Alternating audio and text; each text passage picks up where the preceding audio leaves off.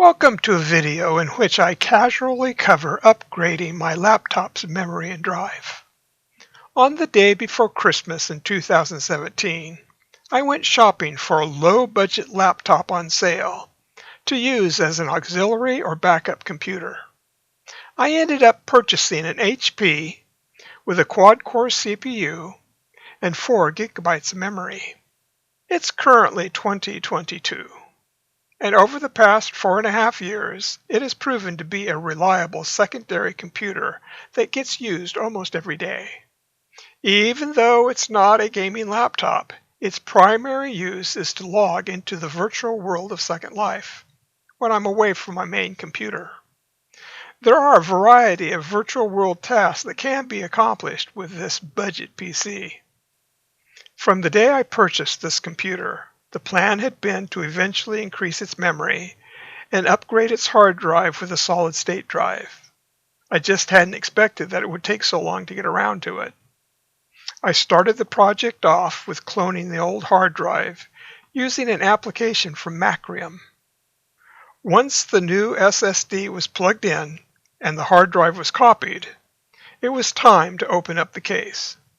With the poor state that most of my tools are in, I treated myself to a small iFixit toolkit for this project.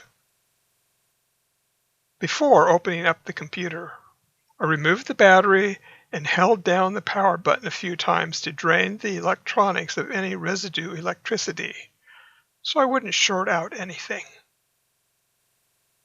Considering that there were a few small screws that had some blue goop on them to keep them secure in strategic locations, I fastened some masking tape upside down to a tray and stuck the screws on it. My intent was to keep them organized and protect them from scattering if accidentally bumped. With the battery removed, all the screws I needed to get at were visible from the bottom of the case, except the ones that were under the 2 back rubber feet. Please note that the rubber feet do not have to be completely removed to access the screws. Only one end of the rubber foot has to be lifted up. Surprisingly, only one screw holds the DVD drive in place. Once it is removed, the drive simply slides out. I still find this drive handy to have around. Once all the screws were removed, I used one of the blue picks to detach the bottom of the case. It is possible to shove a pick too deeply into the case and damage the speakers. Fortunately, I was able to open up the case without either damaging the speakers or breaking off any of those little plastic case clips. Once the case was opened, it was easy enough to locate the second memory slot and place my 8 gigabyte stick of memory into its position.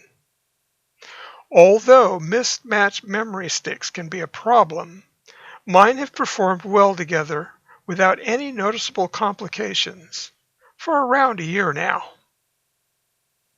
Switching the drives took a little more care. Not only did the cable ribbons look fragile, but they were difficult to remove from the drive. Methodically replacing one drive with the other seemed the easiest way to avoid any confusion. Putting the case back together again can be a bit tricky. I had to make sure all the case clips were completely fastened into place. On my first attempt, I missed one at the front of the case and had to completely remove the bottom a second time to get the front to properly snap together. In the end, it was a relief to see the computer come back to life after I had dabbled with its insides. It's been a year since the upgrade, and the computer is much easier to live with now. The computer shows 11 gigabytes for available memory, and the system is able to share 5.5 gigabytes with the GPU. That's pretty nice considering the machine originally only had 4 gigabytes in total. As to performance, software updates don't take forever as they used to, and Second Life isn't constantly interfered with anymore. as when there used to be a multitude of computer tasks continually performing in the background. Permit me to add one more item. Due to the fact that the laptop speakers are difficult to hear, even with the volume all the way up, I purchased a small USB speaker. It is small and easy to transport with a laptop. In conclusion, please don't consider this video a comprehensive tutorial, or even a complete review on this specific model of HP. Even though this budget laptop has served me well, cheap computers have their limitations and are not for everybody.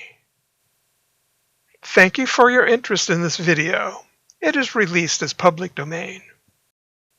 I am Perry Curtis McClusky.